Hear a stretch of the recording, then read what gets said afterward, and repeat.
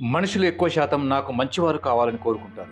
మంచి భర్త కావాలి, మంచి భార్య కావాలి, మంచి స్నేహితులు కావాలి, మంచి తల్లిదండ్రులు కావాలి, మంచి పిల్లలు కావాలి, మంచి బంధువులు కావాలి.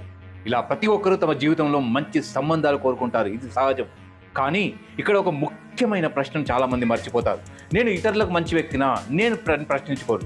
ప్రతి ఒక్కరూ ఎదుటివారి నుంచి మంచి ఆశిస్తారు. మంచి భార్య కావాలి అని భర్త కోరుకుంటాడు. మంచి భర్త కావాలని భార్య కోరుకుంటుంది. స్నేహితుడు నిజాయితీగా ఉండాలని మనం ఆశిస్తాం. కానీ మన మనసులో ఒక్కసారి ఆలోచిస్తామా, నేను నిజంగా మంచి భర్తనా, నేను మంచి భార్యనా, నేను మంచి స్నేహితుడినా? చాలాసార్లు మనం ఇతరుల తప్పులను గమనిస్తాం, కానీ మన లోపాలను చూసుకోవడం మాత్రం మర్చిపోతాం. స్వార్థం మన సంబంధాలను బలహీనపరుస్తుంది. మనిషి సహజంగా స్వార్థపరుడు. తనకు సుఖం కావాలి, తనకు గౌరవం కావాలి, తనకు ప్రేమ కావాలి. ఇందులో తప్పులేదు. కానీ సమస్య ఎక్కడ మొదలవుతుందంటే, మనకు కావలసిన దాన్ని మాత్రమే ఆలోచిస్తూ మనం ఇవ్వాల్సిన దాన్ని మర్చిపోతాం. ప్రేమ పొందాలని కోరుకునేవారు ప్రేమ ఇవ్వడానికి సిద్ధంగా ఉండాలి. గౌరవం పొందాలనుకునేవారు గౌరవం ఇవ్వడానికి సిద్ధంగా ఉండాలి. నిజాయితీ ఆశించేవారు ముందు నిజాయితీగా ఉండాలి. మంచివారు దొరకాలి కాదు, మనం మంచి వాళ్ళం కావాలి. జీవితంలో నిజమైన మార్పు ఎప్పుడు వస్తుంది అంటే, మన దృష్టి బయట నుంచి లోపలికి మారినప్పుడు. నాకు మంచివారు దొరకాలి అనే ఆలోచన నుండి నేను ఇతరులకు మంచి వ్యక్తిగా మారాలి అనే ఆలోచనకు మారితే మన జీవితంలో సంబంధాలు స్వయంగా మెరుగుపడతాయి. ఎందుకంటే మంచితనం ఒక ఆకర్షణ లాంటిది. మీరు మంచిగా ఉంటే మీ చుట్టూ కూడా మంచి మనుషులే చేరుతారు. సంబంధాల్లో నిజమైన విలువ. ఒక మంచి భర్త అంటే ఏమిటి? భార్యను అర్థం చేసుకునే వ్యక్తి.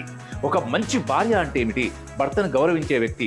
మంచి స్నేహితుడు అంటే సుఖంలో మాత్రమే కాదు, కష్టంలో కూడా తోడుగా నిలిచేవాడు.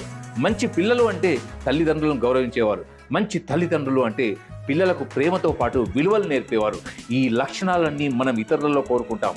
అదే లక్షణాలు మనలో ఉన్నాయని ఒక్కసారి ఆలోచిస్తే మన జీవిత దశ మారుతుంది.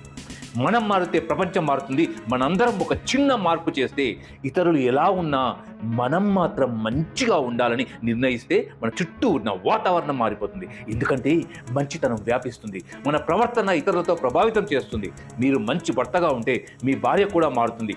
మీరు మంచి స్నేహితుడిగా ఉంటే మీ స్నేహితులు కూడా మిమ్మల్ని గౌరవిస్తారు. జీవితంలో నిజమైన ఆనందం మంచి సంబంధాల్లోనే ఉంది. ఆ మంచి సంబంధాలు మనకు దొరకాలంటే మనమే ముందుగా మంచి వ్యక్తిగా మారాలి. కాబట్టి ఇకపై ఇలా ఆలోచిద్దాం, నాకు మంచివారు దొరకాలి కాదు, నేను ఇతరులకు మంచి వ్యక్తిగా ఉండాలి అని. అప్పుడు మీరు లేకపోయినా మీ గురించి ఒక మంచి మాట చెప్తారు. అతను లేదా ఆమె మంచి మనిషి, మన జీవితంలో ఉన్నందుకు చాలా అదృష్టం అని. అదే మన జీవితానికి నిజమైన విజయం.